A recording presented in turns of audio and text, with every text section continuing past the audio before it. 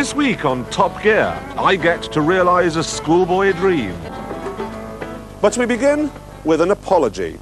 Those of you who have tuned in to see a road test of the Bentley Continental will no doubt be disappointed to learn that just 2 days before we were due to film it, somebody turned it into a banana-shaped Bentley. Well, you can take heart for two reasons. First, you're not as disappointed as I am, and second, we've got something just as special.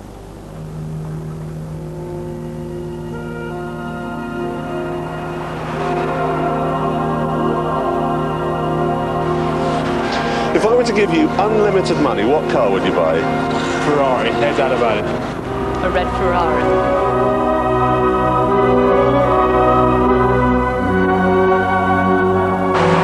Had to be a Ferrari, wouldn't it? A red sports car. I think I would buy a Ferrari.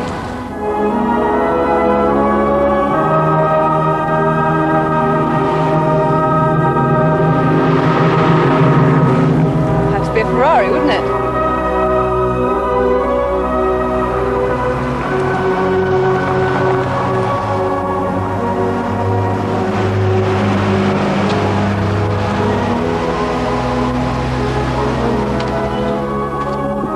Odd, isn't it, that just about everyone in the world would chop off an important limb or two if it meant they could have a Ferrari.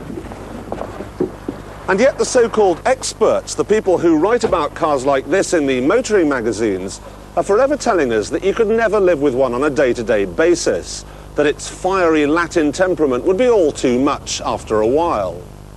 Well, that may be the case with the F40, but what about the 348 here? It only costs a miserable £76,000. Surely you could live with one of these every day of the week.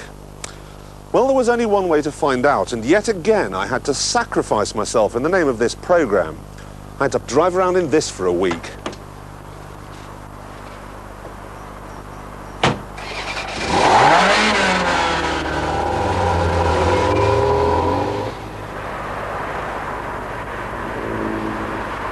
A lot of people ask these days why on earth you would spend all the extra money to buy a Ferrari when for a whole lot less you could have something like a Nissan 300 ZX. They'll tell you that it's every bit as fast, that it's just as striking, and that it's a whole lot easier to drive, and they're right. But a Nissan 300 is not a piece of motoring folklore. I'm going to go to a party tonight, and when I'm asked what sort of car I'm running around in at the moment, and I will be, I shall say a Ferrari. And I shall enjoy saying it almost as much as I enjoyed driving it. Crazy Jenny and her mission man were back in the alley trading hands. Along came Wild Billy with his friend G-Man, all building up on Saturday night.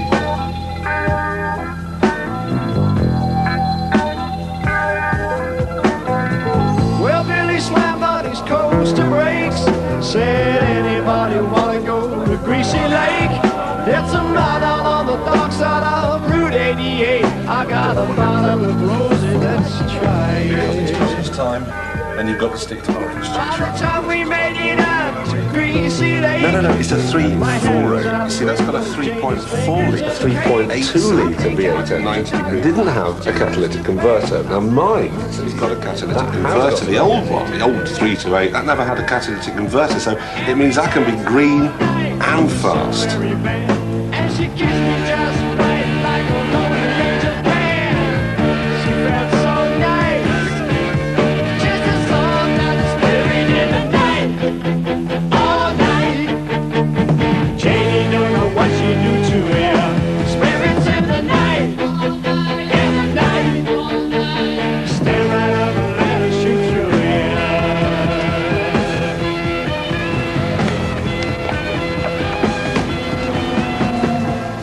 So the lady looks fine, but unfortunately you're unsuitably dressed.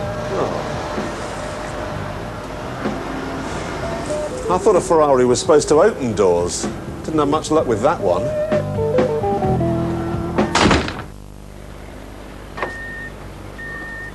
In a morning, you'd probably expect a Ferrari to be harder to coax into life than Lazarus, or a nightclub bouncer.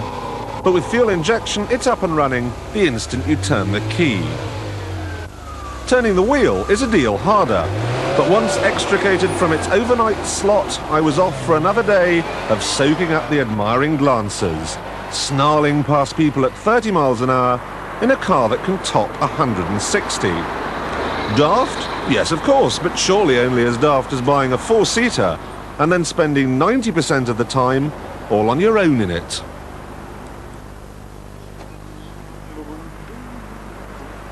You could certainly never accuse the 348 of wasting space. Now, I fit just fine, but Yuletide foliage, well, that's another story.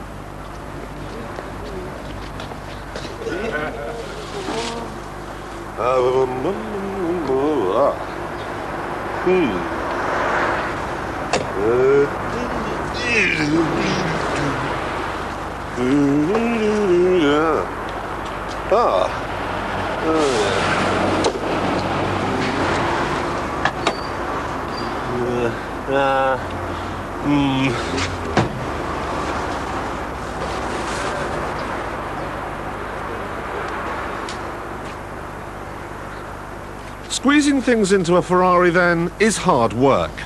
But squeezing the Ferrari through things is not as hard as you might imagine. The visibility's good, but from time to time, I did wish other drivers would give it a wider berth. Mainly because if it had been damaged, someone would have come and taken it away. I'm not going to pretend that a Ferrari's easy to drive. This is not heavy, this is my clutch. Same goes for the steering, and the gearbox can be a bit recalcitrant first thing in the morning. So no, the Ferrari is a pain when you're in a traffic jam. But all cars are a pain when you're in a traffic jam. The difference is, in a Ferrari, you can at least dream of the day when absolutely nothing else would do.